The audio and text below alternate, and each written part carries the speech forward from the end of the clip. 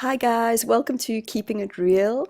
I'm Michelle Carpenter, and today I have a wonderful guest who I want to say comes from like where I come from, so I get super excited. He's originally from South Africa, and I'm going to read a little bit about my wonderful guest today. Machiel, I say Klerk in South Africa, but it's Klerk, is a social entrepreneur, a licensed mental health therapist, international speaker, dream worker, and published author. He has been a mental health therapist since 2006 and currently has an online private practice. Machiel is fascinating, and let me tell you, he is. Okay, we've already had a few conversations, so it's going to be an amazing show today. And he is fascinated by healing traditions. He has earned a master's degree in counseling psychology at Pacifica Graduate Institute. Machiel has traveled all over the world and studied many cultures and the healing and dream traditions. As South Africa is the country of his birth, Machiel has published a book called Dream Guidance with the respected Hay House Publishing Company.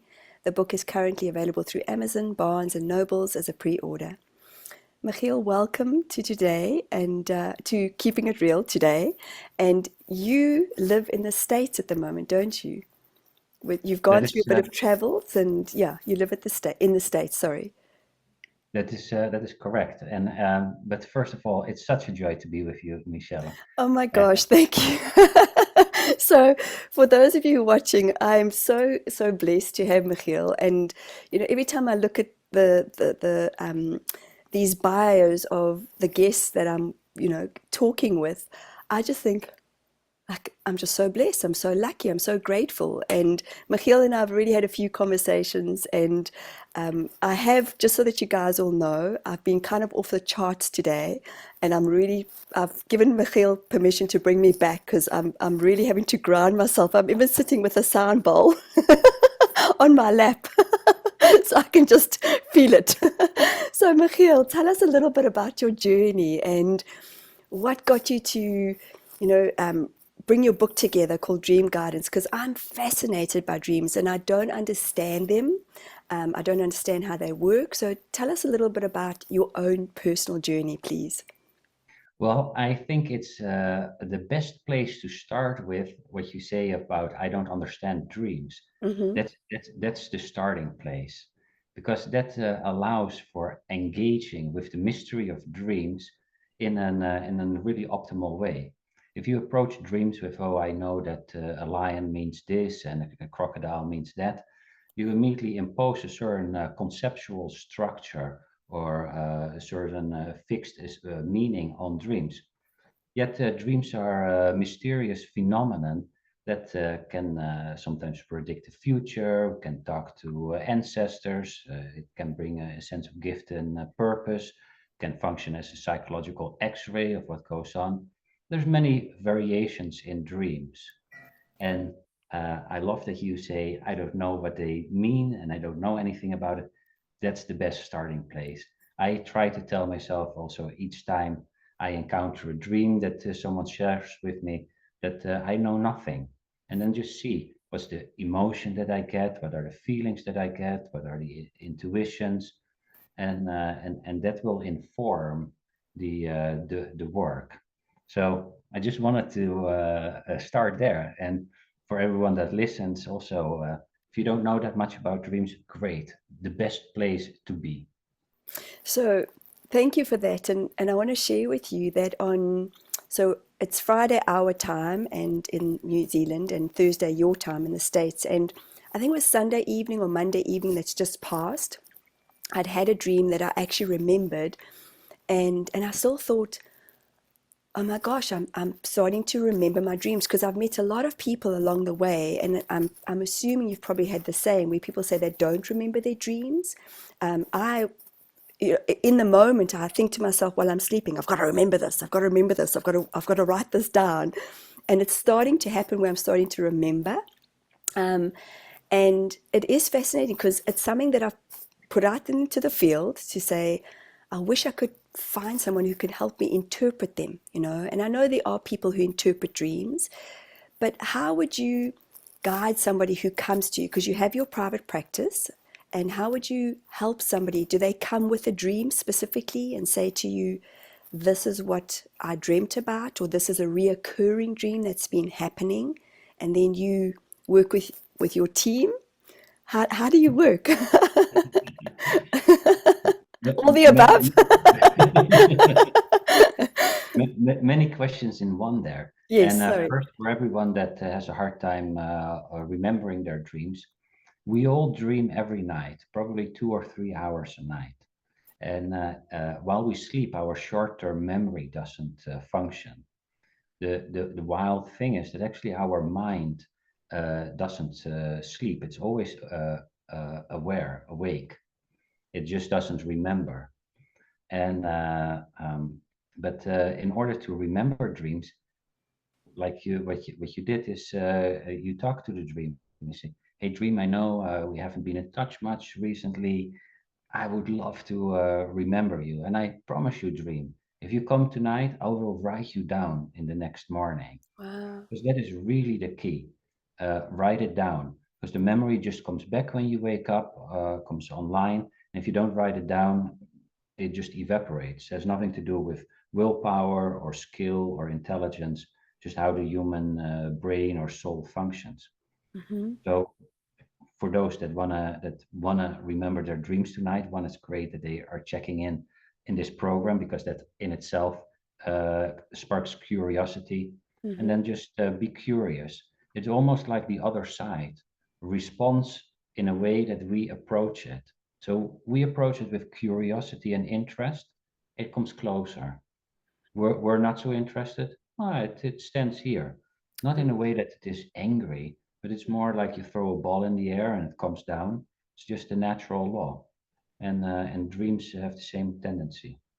Wow. And what is is that, hold on, let me, is sub, is our subconscious working in that moment? Like you say, our brain is continuously thinking things through.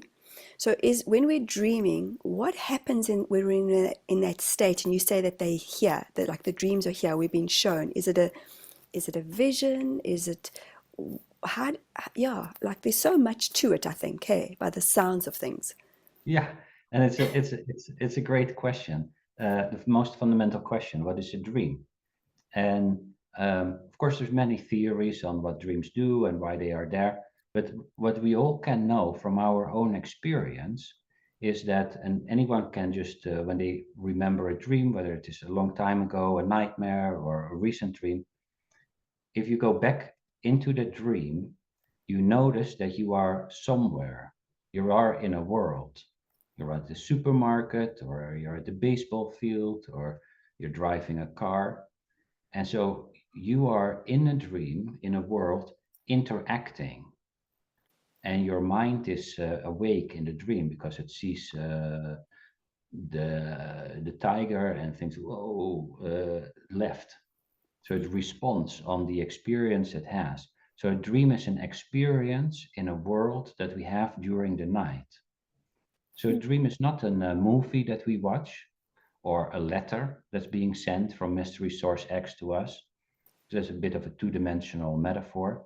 It's a world we find ourselves in, and that world is populated by all kind of states of consciousness that we can talk more about it, but that's the first step of what a dream is.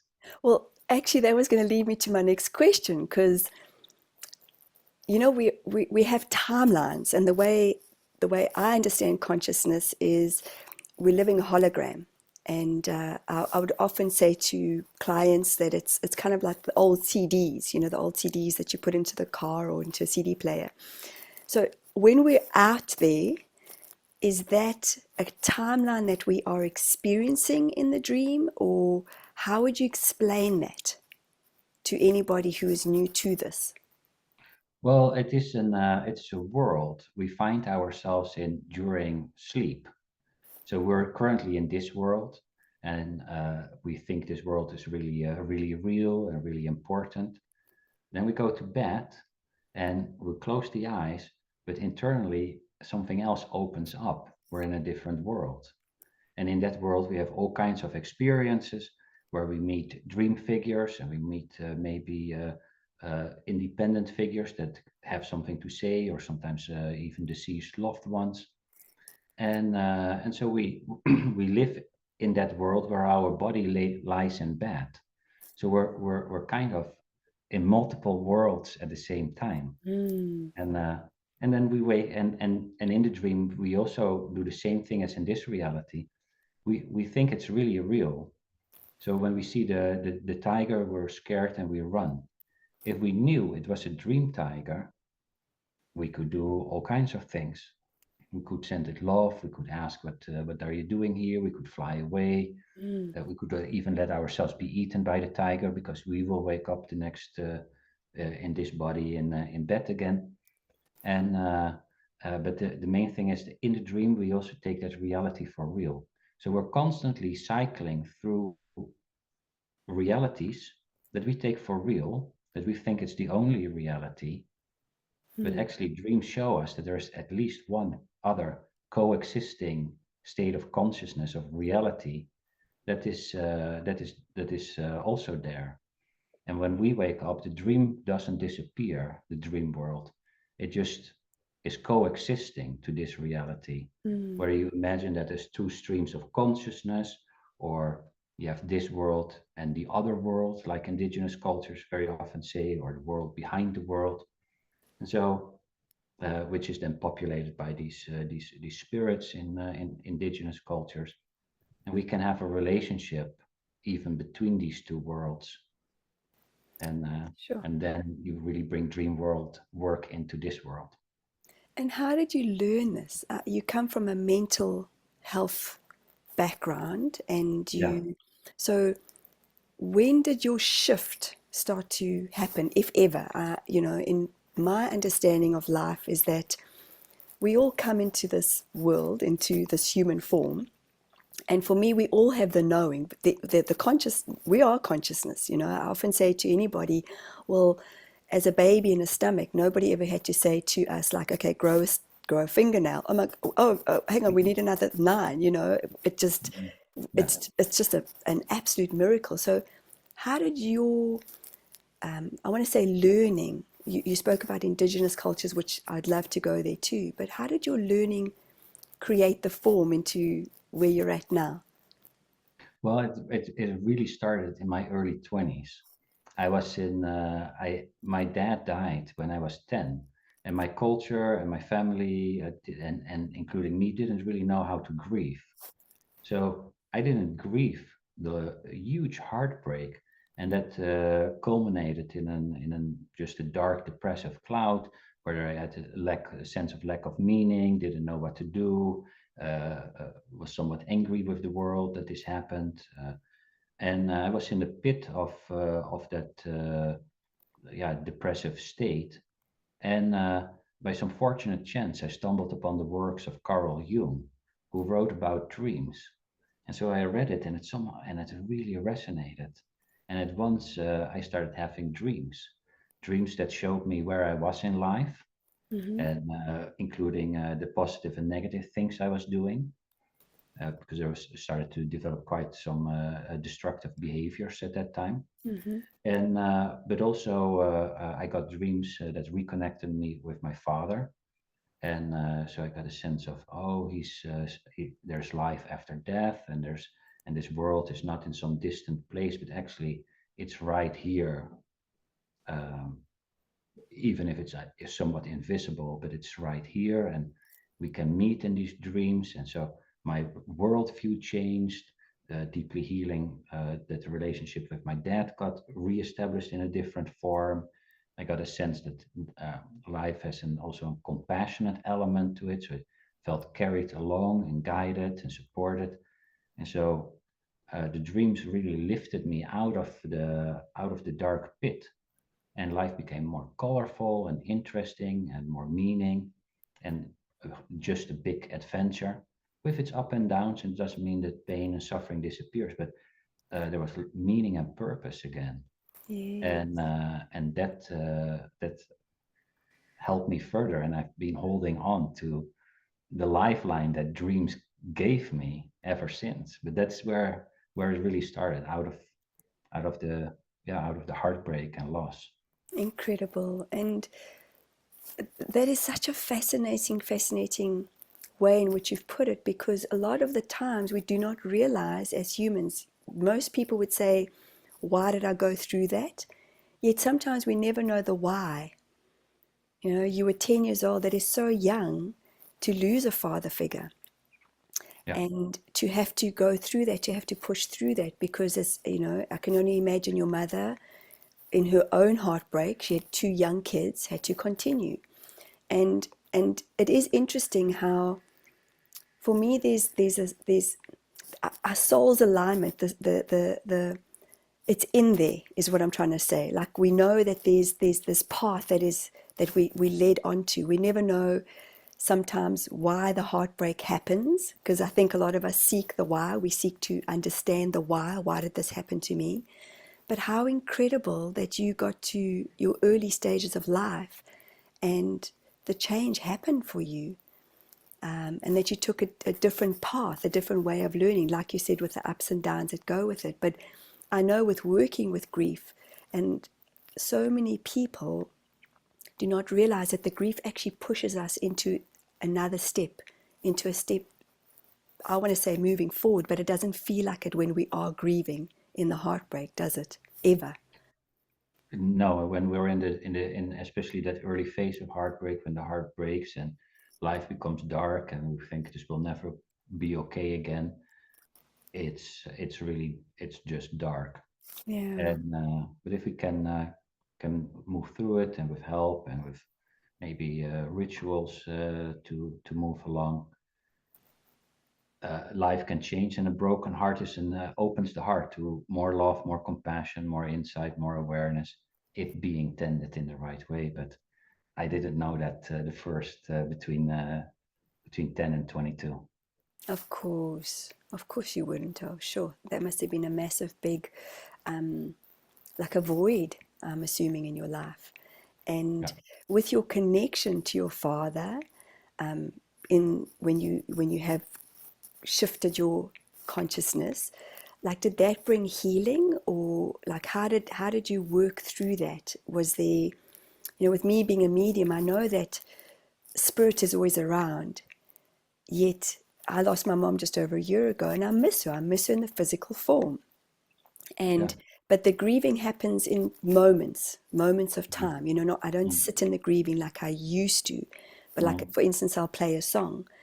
But then daily she comes to me in butterflies. I'll say, "Hey mom, I haven't seen you today."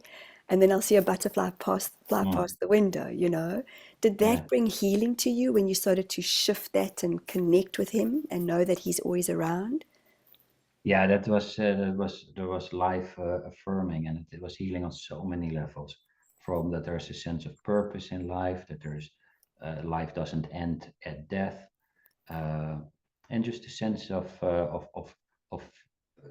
feeling the presence of dad and meeting him in dreams, not every day, but once in a while, and those it was like, oh, the meeting happens again. It's a relationship was reestablished, and yeah, that was tremendously healing. I'm sure. So Yeah. then you went on to study, and then how did you connect with the indigenous cultures and the ancient wisdoms? Because that, from what I'm seeing in so many of the healings that are happening, a lot of humans are going back to the ancient cultures. You know, there's the plant medicine, ayahuasca, iboga, psilocybin. Um, how were you guided? Was it through a dream to start working with shamans or witch doctors? I want to say witch doctors. That's how I remember them, but they're not witch doctors. Sangomas. But we were Yeah. always like, yeah, there's witch doctors, careful. I think I was threatened as a kid by my mom. She's like, careful, I'll take you to the witch doctors. Yeah. So explain to people sangomas first, and I know I'm asking 100 different questions, but you are such an insightful guy who has so much wisdom and so much to share. So how did you get guided to go to the next level, or how did that happen for you? Well, I do think that Carl Jung is also a Western shaman.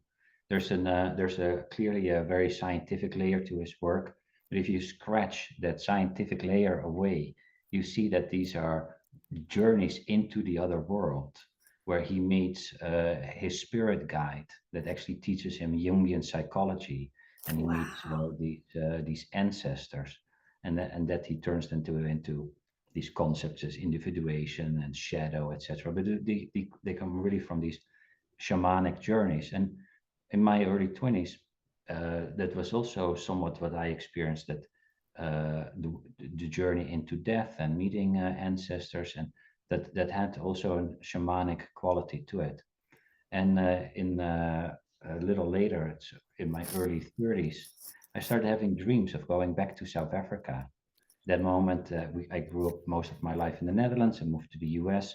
Started having these dreams, and one I was in the plane landing in Johannesburg, and started crying and sense of coming home.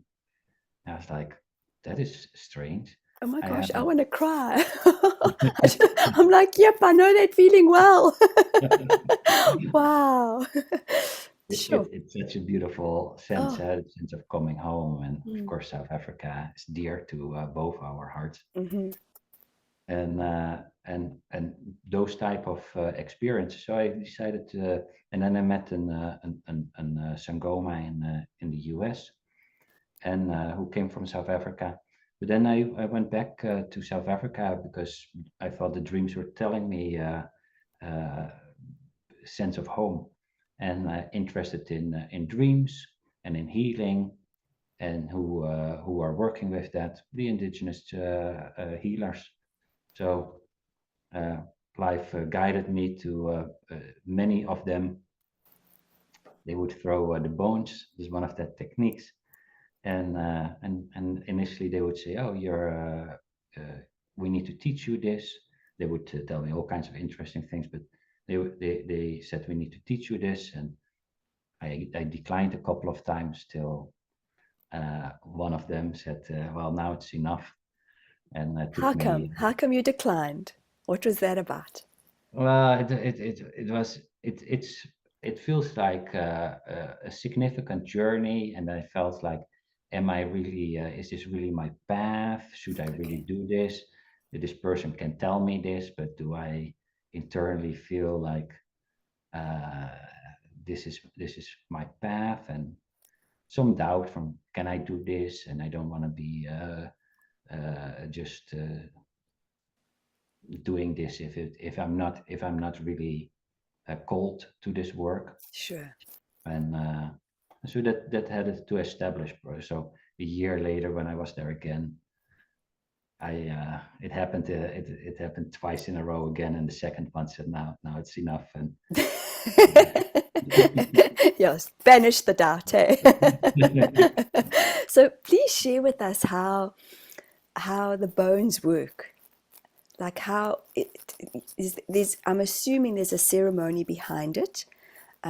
Or is it just something where people would just come to you and just you just are there questions? How does it work?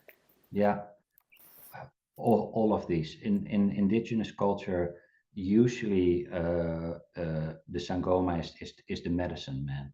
So they come for physical problems, but they can also come for who stole my purse, or how do I get a partner, or a lack of purpose. So a whole range. And I've once saw a documentary on how they used it to find to know where to hunt. So it's really getting in touch with ancestor. And then, as you probably know, in the African tradition, ancestors is anyone that has passed on. So it could be also someone you don't know, or your own child can become your own ancestor. Hmm.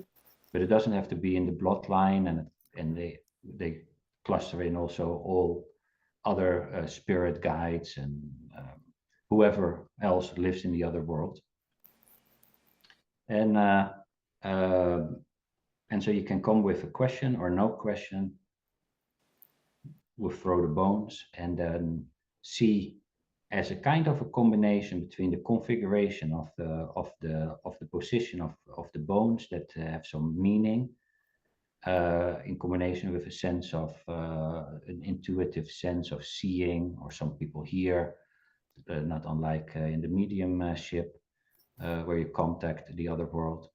And uh, uh, that combination provides insight, whether what's going on physically, or what Mm. kind of medicine they need, or where the purse is, or what the occasion could be. Yeah. And it's very deeply ingrained in the cultures of the South Africans, you know. It's something that they, Yeah. I just remember even in Zimbabwe where I was born, that it's something I've known from a very young age, you know, that there is that ancient wisdom. But, you know, based on how I was raised, which, you know, we grew up in the Methodist Church, Hmm. that sort of, you Yeah. know, sort of defined who I was at the time. But it is beautiful because these ancient wisdoms have so much to offer, so much So, to offer. so much to share, to offer, a life-affirming vision that is at the heart of shamanic traditions, that we all come into the world with a sense of, with a purpose, with a bag of goodies that we need to distribute to the people around us, that we need to bring our gifts to our community, uh, a way of reimagining the troubles in life. So indeed, it's not horrible that you have the heartbreak, but also uh, what would this heartbreak serve? Or you see Mm, an accident. That's not just that you're some observer, some witness that sees the accident, but maybe you are there to support or help or learn something from it. So it becomes a much more purposeful, meaningful world. And mm. that is both in African shamanism, but in shamanism across the world, that there's a sense of purpose and meaning to our lives that is life affirmative. That's incredible. So, have you worked with other shamans and other ancient traditions around the world? Have you gone Yeah, to Peru? And please share with us, where else have you been to and who else have you worked with? yeah. It's somehow it has been mainly Africans that came on my path. Hmm. Even if I live in North America, I've tried to find some indigenous Native Americans. Infrequent in the 15 years I've been here, maybe two. Wow. And so I don't know, but I've traveled also a year through Asia, and then I visited a lot of indigenous healers and monks and anyone that is in the healing tradition, um, and then I'm just really curious how they do it, what they do it, how they build their connection with spirit, how they trigger healing, and uh, and I try to incorporate that in my work as a therapist. That's incredible. And so, let's talk about healing, Yeah. okay? Because I think so many people are at times questioning what is actually healing, what is energy healing, how do we heal the body, how do we heal the mind, for anybody out there. Because in my line of work I'm most certainly hearing a lot of people go, well, Michelle, like, what's my purpose, you know, how can I heal my body? What would you say to anybody who's watching this and is not even too sure where to start in their own healing journey? What would you suggest to them? Yeah. Well, start where you are. Sounds really simple, but um, like an old Taoist saying is, the teacher arrives when the student is ready. Hmm. Now, life is there to the extent that you're ready for it. So you could also say, this is the life that life presents this as what I can best engage in. So the teacher is already here. It's I'm the student and here's the teacher, and so I engage with whatever is present, and so I can just see what I feel and what I experience, and just take your own experience really serious. Oh, Mm. I'm disturbed. Oh, interesting, and then show interest. Oh, I'm interesting. I'm what kind of disturbance? Where in my body do I feel it? and then that becomes a somewhat of an awareness practice. But what it also leads to is that the uh, veil between this world and the other world becomes gets grinded a bit. So imagination flows in, and being in touch with the other world is what leads to healing. Mm. So we don't even need to do that much, just being in touch. Even if you would start paying attention to dreams and don't understand the dream, dance the dream, draw the dream, because that brings that energy of the other world into this world, and that in itself starts triggering the healing response. Mm. And in dreams, they know from people that had trauma dreams and PTSD from the war that just by writing their nightmares down and their dreams, the nightmares would disappear over time. So just Wow. that engagement, and so engaging with the other world through paying attention to how you feel and what you imagine and where your interest is, and following that is a great first step. And then most likely you start noticing, hey, I hear this song on the radio, or am now interested in this book, or I meet this person, or oh, I listen to this podcast that is interesting. Let me study a little bit more of what is interesting. And then life will reorganize itself in favor of your own healing. Okay, so here's I think is a great question. When somebody is not even too sure that they perhaps have anxiety, or they might have a sense that they may have depression, and they're not even too sure that they do, but yet they start watching a whole bunch of stuff, because there's a lot of information out there, without a doubt, which is awesome in one way. But in another way, for somebody who's in that survival mode, because they're not even too sure that they are what I would call a trauma response or a trauma state, Mhm. what would you suggest to them? Because, there's people are like kind of hooking on Mhm. to so much. And it's like you say, when the student is ready, the teacher comes. Yet when somebody's in a space of not sureness, I don't even know if that's an English word, but they're trying to get the information. What would you suggest to somebody who's seeking but not sure at where they're Yeah, at? allow not sureness to be there. We Okay, have a is that the huge surrender? Yeah, we have a huge tendency, all of us, to want to know, to have clarity, to have structure. But if that is the phase you're not in, you're not sure, um, then allow not sureness to be there Hmm. and start exploring. Hey, I feel very unsure. I start I'm doubting everything. I don't know, and then I can feel the sensations and the emotions in my body, and then maybe I can make some art, make a drawing of my body with what it feels like, and then I start slowing down. And by slowing down, we open up to the other world, and then the other world can come in, and you can maybe start feeling, hey, even in the unsureness, I feel some sense of their support. Yes, yes. I love that. Oh, I just got goosebumps. I Yeah. love that. Because a lot of my own journey was about feeling very lonely and Mm. unsupported. And the beautiful connection that happens is where you actually know that you're never alone, ever. Hmm. Yeah. Yeah, that's amazing. Well, Wow. and a tendency we also have is when we feel alone, we don't want to feel alone. So we abandon our own aloneness. And so our aloneness becomes really alone because we're on social media or start drinking or excessively hanging out with friends. But that field of us that feels deeply alone or lonely is disconnected. So then when we go home, we have that feeling, oh, it doesn't feel good, and then I need to do more social media or more drinking or more something else.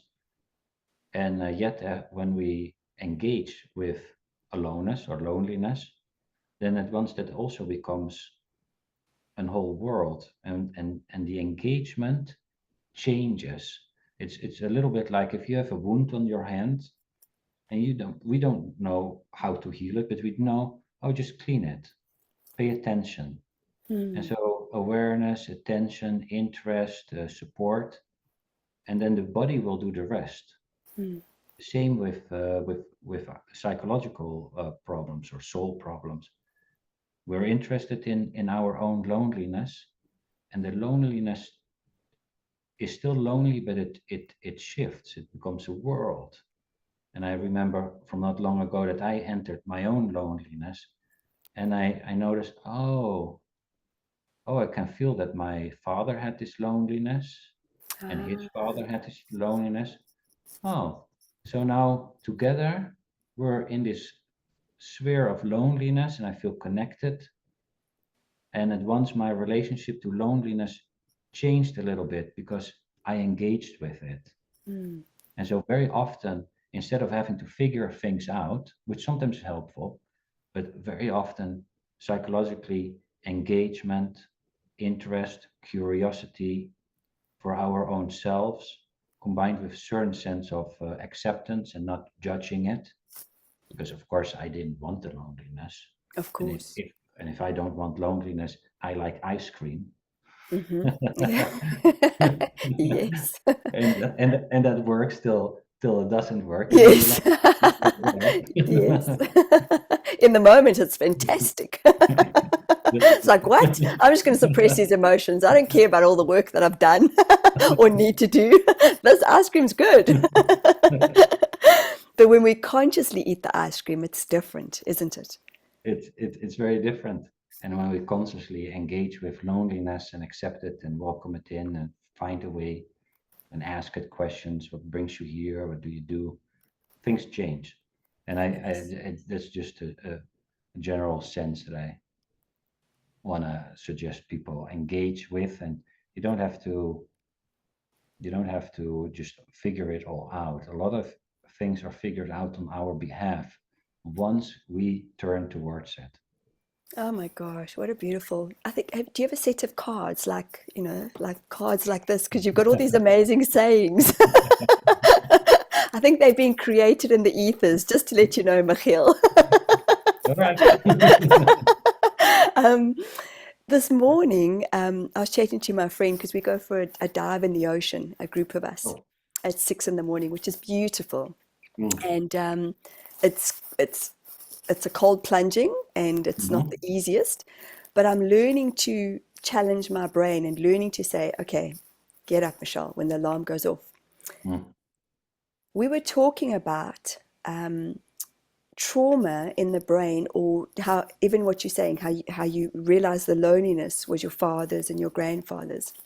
Now, when we're in the womb and we pick up on the emotions or the feelings or the vibrations of our mother, Mhm.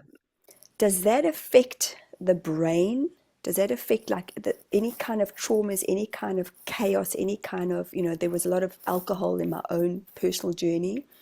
But my mother shared with me two hectic, traumatic instances. And it's kind of a funny story, but I said to her, 2 weeks ago, somebody said to me, Michelle, we think you're ADHD. And I said, well, perhaps, but when I grew up, it was never a label, it was never a thing. Mhm. Yeah. I'm very good at multitasking, but a lot of times I don't finish a lot in the multitasking. I think I'm good in the multitasking, but I had this thought, and I was saying to her, I said, like, I've heard about there's something to do with the brain in the development of the brain. And I don't know if you are aware of this or can perhaps give guidance with regards to this. But as a baby, when we are developing, we obviously pick up on everything, Yeah. you know. And what happens when there's trauma in the brain as a baby? What happens in terms of the development process? Could you perhaps explain that to us a little bit, please? Yeah. So indeed,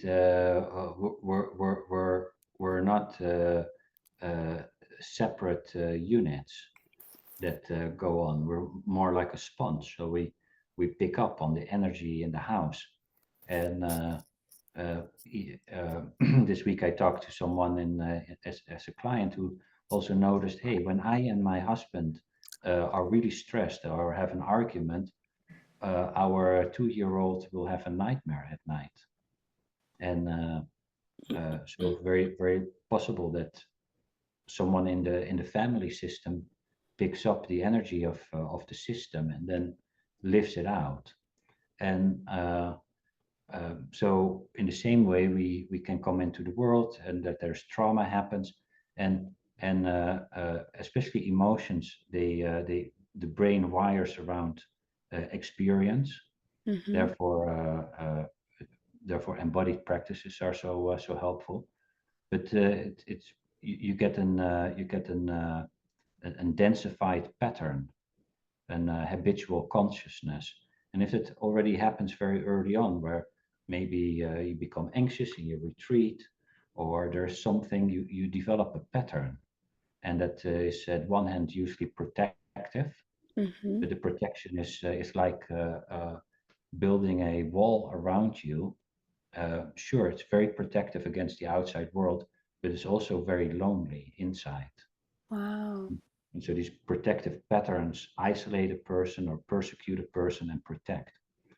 And they will carry on. And if they don't get worked in some form or fashion, uh, people can become 80 with fixed habitual patterns. Mm.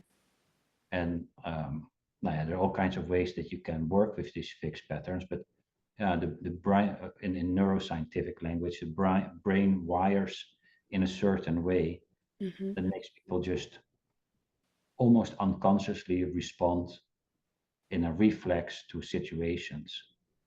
And that's what we would call a trauma response. Yeah. Yeah. So is that develop in the brain stem already from like when the baby's developing? Is that I wouldn't know where okay. it is, but usually trauma is in the amygdala. The amygdala. Okay. That makes sense. Okay. Wow. Well, thank you for explaining that. And because there are so many individuals out there at these moments in life, the last 3 years have been humongous for a lot of people. Um, and it's fascinating how what the subconscious holds on to Mm-hmm. and what the spirit and the soul holds on to, Yeah. and so often people do not realize that sometimes it isn't they're holding on to, like you were describing again about your father, the loneliness. And our journey shows us when it's time to do that healing. A lot of us want the quick fix, and that would be great, isn't it? But That in would be my great. in my understanding, we're here to learn the human experience, and it's just for me these accelerated times of elevation within our consciousness is a fascinating time to be alive, because it feels like a lot of people are just wanting to shift, wanting to shift. I don't know if you've experienced the same thing in your journeys. A lot of us, in terms of, and I'm giving a very general statement in terms of us, but a lot of people are just going, okay, there's got to be more. There's got to be more. And in the last 10 years, I've never seen the amount of people that are just wanting to do more and wanting to shift. Like I call it, excuse my language, but shift their shit. And they just want to shift their shit. And I'm like, yes, bring it. Let's do it.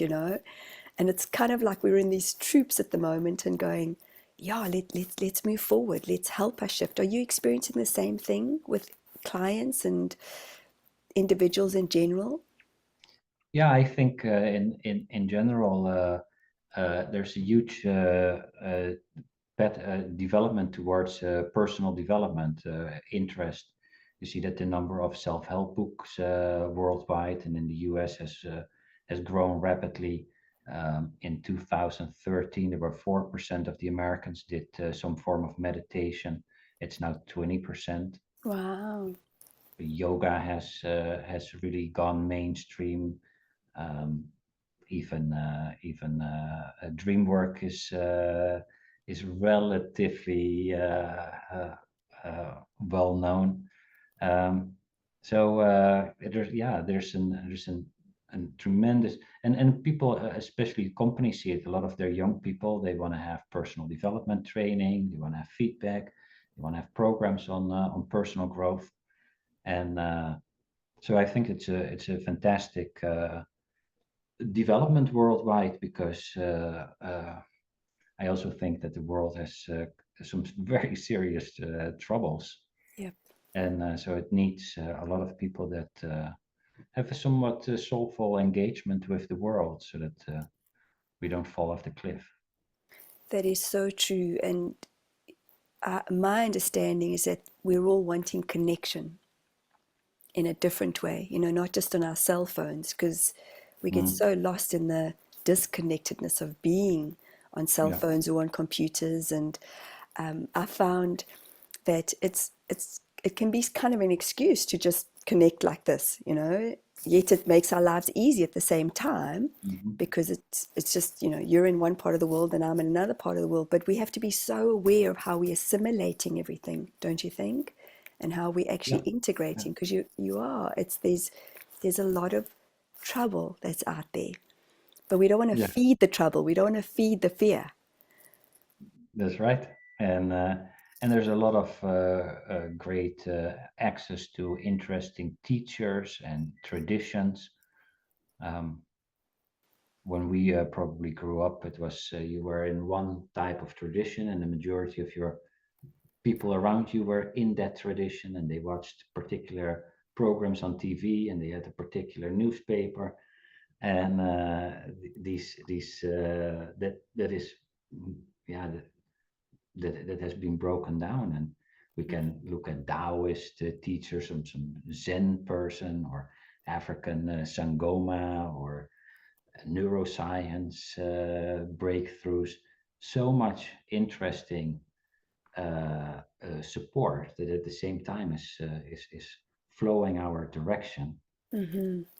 Do you think that that's the shift of consciousness? That, I mean, I can only imagine the Sangamas are going, oh, like, really? We've been waiting for this for such a long time.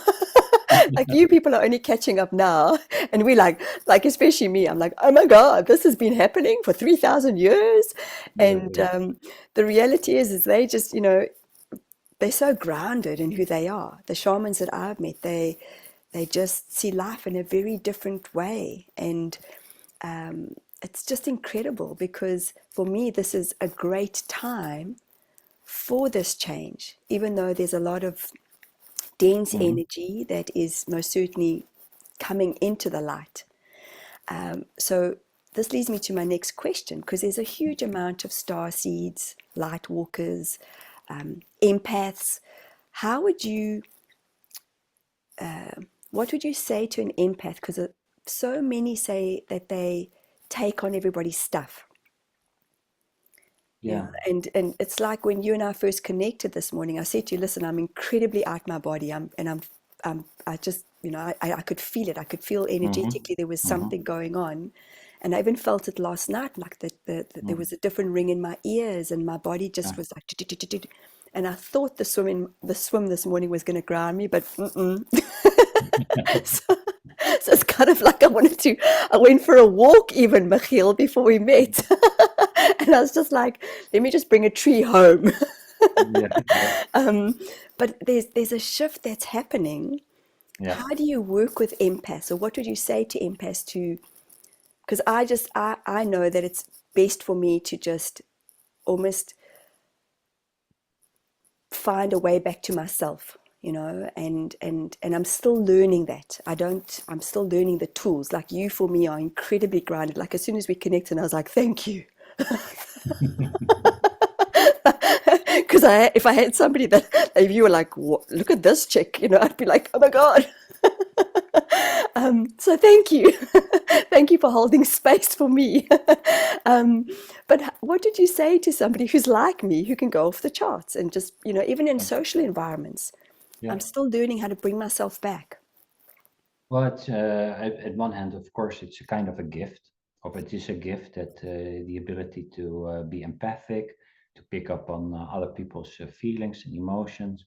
I think it's a central quality in healing to be sitting with someone and be able to experience what they experience. And you can even bring that skill into dream work, where you are in the dream and you can experience the states of consciousness from the figures in the dream.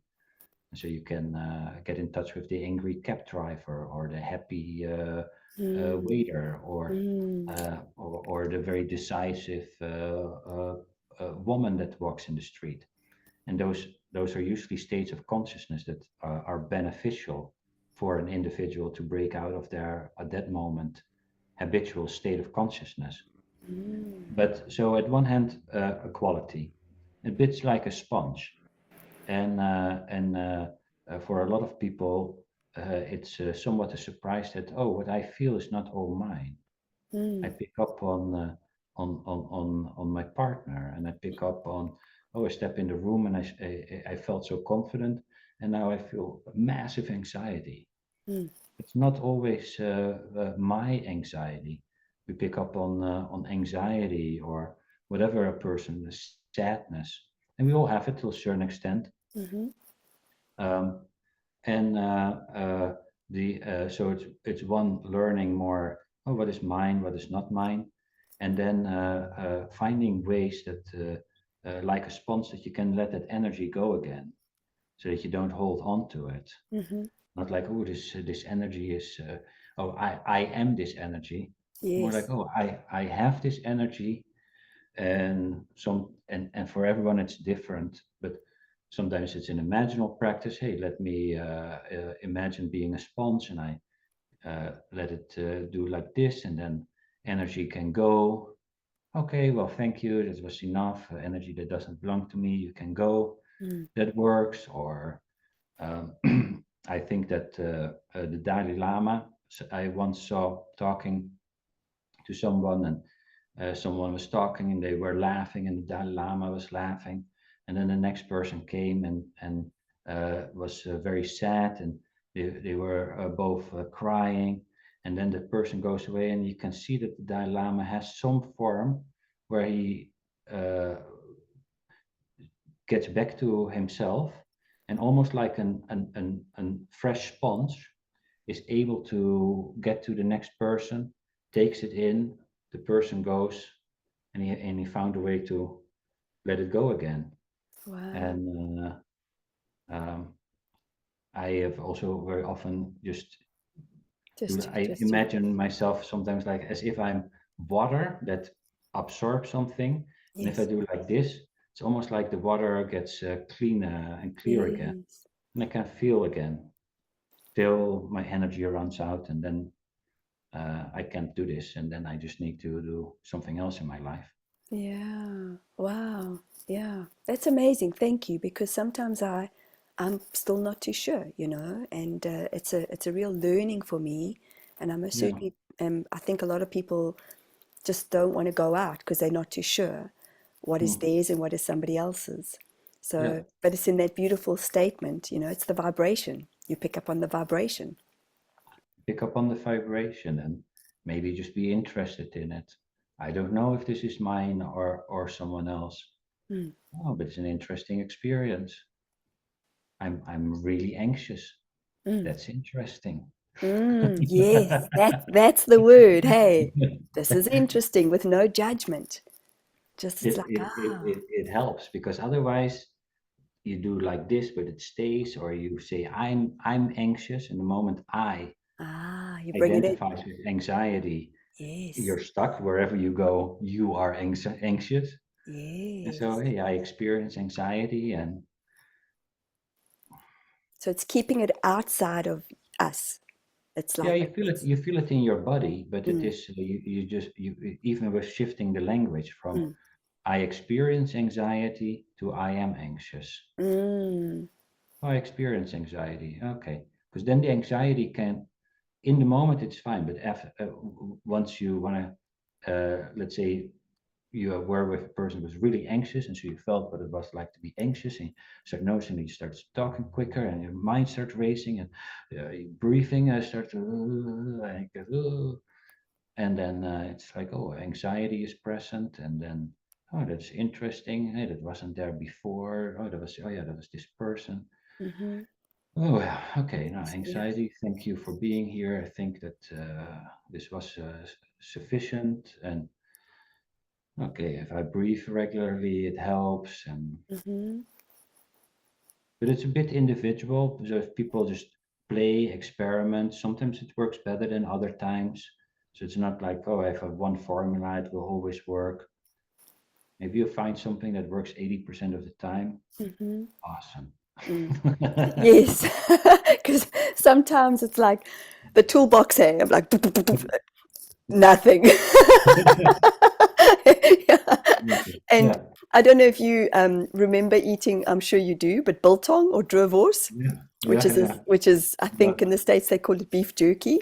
Mm-hmm. And that only for me just it brings up just great childhood, memories. Yeah. But Yeah. that would be my sort of go-to. And they've opened up a South African shop here, but that would be my go-to to sort of just for Yeah. many different Beautiful. reasons, just bring me Okay. back. Yeah. Yeah. So especially when the toolbox is nothing's working in the toolbox. Do you ever Yeah. have days like that? Please Yeah. tell me you do. Yeah. Oh, yeah. Yeah. Please Yeah. make me feel better. Totally. We all have. And Yes. yeah, and it's great that you found a way. And in a certain way, uh, you built on, and if you then notice, oh yeah, this feels good, and the memory comes back, and then you let that memory come in, then you start noticing that memory also is an environment.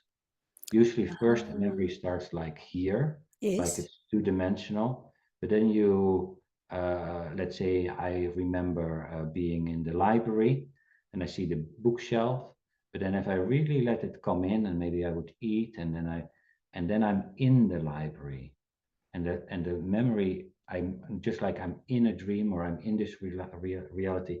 I'm in the world of library, of in the imagination, and then I can feel. Oh, and then I can maybe even smell the library, and I feel that sense. And that sense I can feel in my body, and then I can feel what it was like being in the library, and I feel the particular calmness of the library, and how it's kind of quiet. And then I notice where I feel it in my body, and at once I've shifted my state of consciousness by allowing the memory to uh, to shift my consciousness, but I use my body through it. So you really look where you are, let it settle in, notice where in my body, the sensations, the feelings, you anchor it, and hop, you shift. That's a beautiful analogy because well, in the world of working through our spirit and working with whatever we've got to work with or whatever comes in, it happens out there before it happens in here, doesn't it? Yeah, probably. I've not thought about it in those terms, but I think you're right. Yeah. Because do you believe in soul contracts? I think that's a Well, thing. I for sure believe in a certain sense that we come into the world with a specific gift and specific experiences that we're about to live out, and soul contract would be one way of giving, yeah, naming that kind of, Yes. yeah, Yes. Because for me, the way I would interpret it is that before we come into the physical form of the baby, or even the sperm connecting into the egg, there's the energy that's out there, and then we connect. And then there's the energy of who we develop as a human being, or the person that we are, or the spirit that we are. And that's in the connection of, for me, the alignment of what comes again, the student, the teacher, the student. And there is no quick fix. no, The work is continuous. I don't know if you find that, Machiel, but it's like for me, I'm like, really? There's more? never ending journey, Oh never my ending. gosh. And yet it's so exciting, hey, when we go on this journey of life.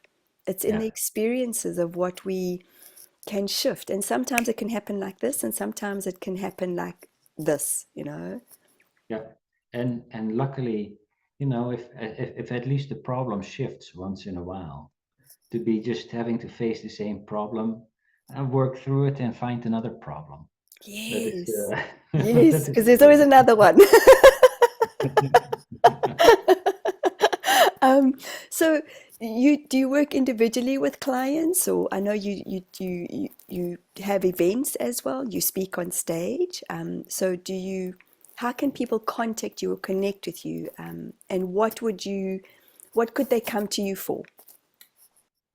Thank you. Yeah, I work individually over Zoom with actually people from all over the world because Zoom allows for that. And people come with a variety of questions. Sometimes uh, more existential, gift, purpose, want to be more creative. Other people suffer from trauma or have depression or anxiety and want to find a more soul-oriented way of engaging with it instead of taking the medicine. Figuring out what might my soul be doing here that I'm so depressed, Mm, and what might be going on. And mm, then very often things can shift that way as well. So a range of life problems, challenges. Some people come that they're not necessarily have a problem, but they really just like to be engaged with the journey of life. They want to look at their dreams, experience these different states of consciousness. Um, so that's a bit of a broad answer to who seems to arrive at my doorstep, and just probably people that would be interested in a conversation like this and think, hey, I want to connect to the other world as mm. well, and or deepen that relationship. That's Um, incredible. Wow. yeah, So do you do readings as such? Like if somebody was asking, do you do a reading for them? Is that what you would align with? yeah, I do that, but that's usually it's more psychotherapy work. So Okay. people come weekly or for a journey, and Mm, then I don't actively uh, uh, usually promote it, but I've learned to throw the bones, and so I do that, and I usually let it carry itself, word of mouth, yes, yes. and that has finds its own way. But I do that as well for people, and that's just an hour where they can come with a specific question and Wow. or questions, and we'll just do it, or no question and just want a reading and Wow. do that. Sure. And where can people find you, Machiel? On online at machielklerk.com. So maybe you can put it in the show notes because Yes, I it will. Yeah. great. Yeah, I will. And your book as well. Is there a follow-up with another book that's coming out, perhaps? Well, it came out last summer. Okay. It's doing for a dream book really well. The fun thing, I was in South Africa in last October. Went into a store there. They had a copy. Oh, So that's so I was like, cool. oh, that is so great. Oh, that must be the most awesome feeling. Hey, like that's Yeah, where you started off, and to see that, I can only yeah, imagine. That must yeah, just be like this feeling of fullness where you just like, this is mine. Wow. yeah. It was How great. long did it take you to put the book together? 7, 8 years. Wow, And really? it's only 160 pages, so it's maybe 20 pages a year. Sure. But it's a practical book. There's a five-step method on how to ask your dream for guidance. So it's a bit of developing the joy of having a guide. We all have a guide, Hmm. and develop the practice to engage with the guide, ask him, her, it for support, how you can do that. Uh, Through dreams is a great way. Method also works in this reality. As you know, guides and ancestors are present in the here and here as well. And and then yeah, and dreams want to help. They're interested in helping and educating, and in the book that's available on Amazon, Barnes and Nobles, almost book delivery. They deliver book depository. They deliver worldwide, Yeah. and yeah, and then I also founded a company called the Jung Platform, Jung Platform, where Okay. we have tons of courses on African shamanism to Carl Jung, synchronicity, tarot, heartbreak, Wow. Wow. etc. Yeah. Well, I'm personally going to extend the offer to come to New Zealand because there's a beautiful place called Castle Hill. And you spoke of the Dalai Lama earlier on, and he has said it's the center of the universe. It's these Oh, massive, beautiful. it's quite untouched, and a lot of Hmm. even my Kiwi friends didn't even know it existed. It's close to Christchurch, but it is phenomenal. It's these massive, Hmm. massive big boulders, and you can Hmm. see faces being carved out of them. It is incredible, incredible spiritual place to go to. So please let me know when you come, and perhaps you could even.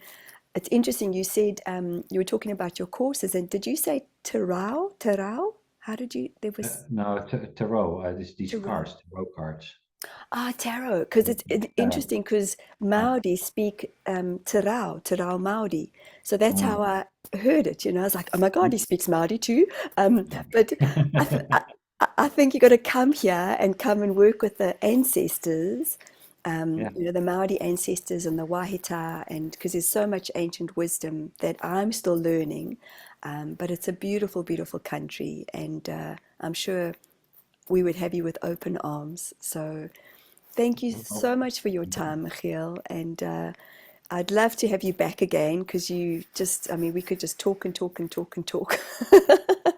And there is most certainly something planetary that is, I think, shifting us as the humans that we are at the moment. And I don't know if you're experiencing it, but I most certainly am excited for the change that's coming. And that's it's that's or great. do you feel the same? Do you think that it's an exciting time to be alive? I do think so. I think it's a challenging time and very exciting because we Mm. have a lot of tools to transform and live a connected life. But I also want to thank you, Michelle, for your energy, your curiosity, your interest, and your clearly your own connection to the other world that you bring in. So it was a delight to be with you, and I hope that our paths cross in New Zealand. Oh, I'd love that. Or even in South Africa. I mean, that would just be Mhm. phenomenal. Like I am hoping to go back. It is a very special land, as you know, and Yeah. I feel like it's calling. And Mm. you know, I know when we're on our journeys of life, I know like even when I went to Hawaii, when I went to Hawaii, I knew I'd been there many, many Mm. lifetimes. I could just Mm. feel it. Mm. Have you felt the same on your travels? Like you said, you know, the land calls, the ancestors call, Mhm. don't they? Mhm. And we've Yeah. got to listen to, we've got to heed those calls. We've got to listen to those calls. Yeah. Yeah, Yeah. Follow what feels good. absolutely. That's it. That's, I was just going to say one last parting, but it's like for what feels good. So thank you for your kind words and thank you for joining me. And guys, as you know, it's keeping it real. That's what we do here. And again, I'm so grateful to Machiel. And it's always beautiful to learn so much because there's so much out there. And for me, I actually wanted to share with you. You were talking early on, you kept pointing to your heart, like here, it's in here. And that's what it is. We're learning to be in here. We're learning to come from a place from our hearts. And I most certainly am learning what love is about. And I just feel like there's just such a pure divine love between the two of us. So thank you so, so much for your time. I appreciate you. Thanks, guys. And please, as you know, just share with us, connect with Machiel, and I look forward to seeing you again in a few days. Lots of love. Bye.